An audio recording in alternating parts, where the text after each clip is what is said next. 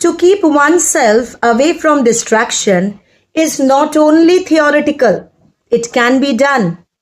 You know what? How it can be done? You have to know yourself properly. You have to realize the factors that causes distraction. Nowadays, we always see that people are busy, be it in a railway station or be it whether you have actually gone for any interview, for job, for admission, anywhere else. If you don't have anything to do, you have at least one thing to do. That is this. Okay. So, what Microsoft itself says about scrolling? According to Microsoft research, it has been found that each individual has the tendency to check the notification just after a time span of 3 minutes.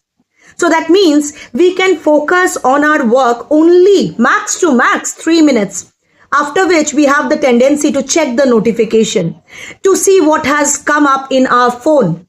But this is also is a conclusion from the research that after this 3-minute gap, when the person tries to refocus on the task that was actually being done, then it takes 23 long minutes to focus again. So you are actually paying that 23 minutes for that 3 minutes of distraction. And then also it has been seen that the person is not sticking to one particular content.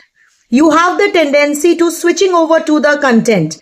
So if you always have this tendency in mind that you have to be entertained and you always have the choice of your entertainment, this is really detrimental for your mental health.